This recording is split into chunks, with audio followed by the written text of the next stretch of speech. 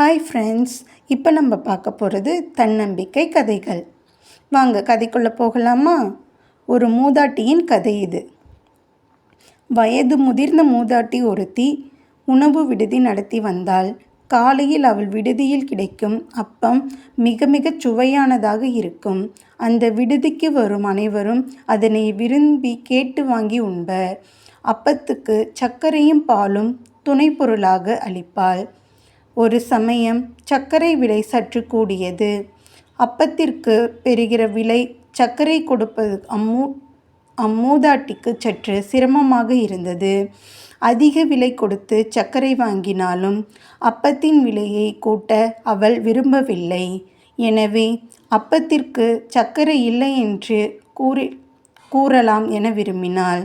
கடைக்கு வழக்கமாக வந்து சாப்பிடும் ஒருவரை அழைத்து அப்பத்துக்கு சர்க்கரை இல்லை என அறிவிப்பு அட்டை ஒன்றை எழுதி வர சொன்னாள்.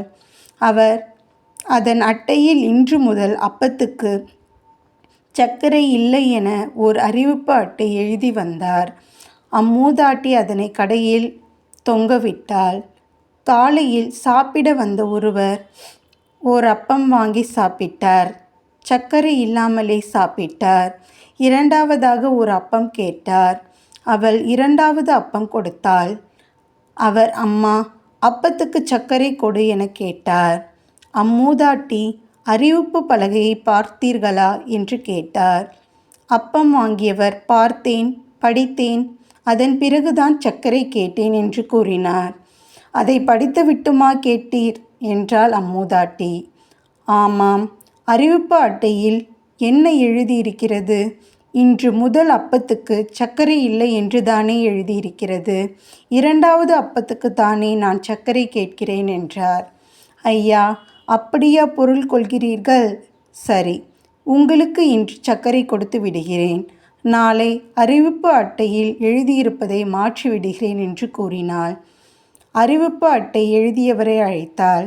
ஐயா, அறிவிப்பு அட்டையில் அப்பத்துக்கு இன்று முதல் சர்க்கரை இல்லை என எழுதிவிடுங்கள் என்றாள். அந்த நாள் முதல் அப்பத்துக்கு சர்க்கரையின்றி விற்க தொடங்கினாள். காலை சிற்றுண்டி சிக்கல் இவ்வாறு தீர்ந்தது. பகலுணவு வழங்குவதில் ஒரு புதிய சிக்கல் ஏற்பட்டது. அன்று மதியம் வழிப்போக்கன் ஒருவன் அந்த உணவு விடுதிக்குள் நுழைந்தான். மூதாட்டியிடம் 5 பணம் கொடுத்துவிட்டு, அம்மா, எனக்கு அதிகமாக பசியாக இருக்கிறது. எலுமிச்சங்காய் அளவு சோறாவது எனக்கு சீக்கிரமாக போடும் என்றாள். மூதாட்டி, நீ கேட்டபடியே எலுமிச்சங்காய் அளவு சோறு போடுகிறேன் என்று கூறினாள். ஒரு வாழை இலையை விரித்து தண்ணீர் தெளித்து எலுமிச்சங்காய் அளவு சாதம் மட்டும் உருட்டி அவன் இலையில் போட்டாள். அதை பார்த்ததும் வழிப்போக்கன், இது எப்படி என் வயிற்றுக்கு போதும்? வயிறு பசிக்குத்தானே சோறு சாப்பிடுகிறோம் என்றார். நீ கேட்டபடி எலுமிச்சங்காய் அளவு சோறு போட்டுவிட்டேன். விரும்பினால் சாப்பிடு, இல்லையானால் எழுந்து போ என்று சொன்னாள். அப்படியா? எனக்கு இது வேண்டாம். நான் கொடுத்த 5 பணத்தை திருப்பி கொடு. நான் போகிறேன் என்றான் வழிப்போக்கன். உணவு விடுதிக்கு உரியவள் 5 பணத்தை திருப்பி கொடுக்க மறுத்துவிட்டாள். வழிப்போக்கன் மரியாதை ராமனை தேடிச் சென்றான். நீதிபதியான மரியாதை ராமனிடம் நடந்ததை கூறி முறையிட்டான். நீதிபதி உணவு விடுதி நடத்தி வந்த மூதாட்டிக்கு ஆள் அனுப்பி அழைத்து வர செய்தார். விடுதிக்கு சொந்தக்காரியான அம்மூதாட்டி நீதிபதியின் முன் நின்று, ஐயா, வழிப்போக்கன் கேட்டபடி அவன் கொடுத்த பணத்திற்கு சோறு போட்டுவிட்டேன் என்று கூறினாள். அத்தோடு தான் இலையில் உருட்டி போட்ட எலுமிச்சங்காய் அளவு சோற்று உருண்டையையும் சாட்சியமாக எடுத்து காட்டினாள். அதை எல்லாம் தெரிந்து கொண்ட பிறகு நீதிபதி மரியாதை ராமன் புன்னகை தழுவ, அம்மா, நீ என்ன ஒப்புக்கொண்டாய்?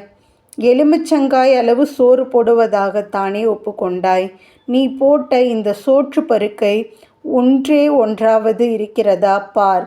ஆகவே வழிப்போக்கன் கொடுத்த பணத்தை திரும்பி கொடுத்து விடு, அல்லது எலுமிச்சங்காய் அளவு பருமன் உள்ள ஒரு சோற்று பருக்கையாவது போடு என்று தீர்ப்பு வழங்கினார்.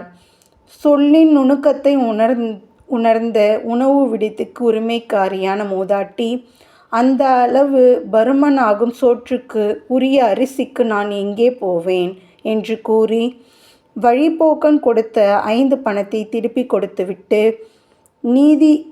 நீதிக்கு அடிபணிந்து நடந்தாள். ஹாய் ஃப்ரெண்ட்ஸ், இந்த கதை பிடிச்சிருந்தா லைக் பண்ணுங்கள், ஷேர் பண்ணுங்கள், சப்ஸ்கிரைப் பண்ணுங்கள்.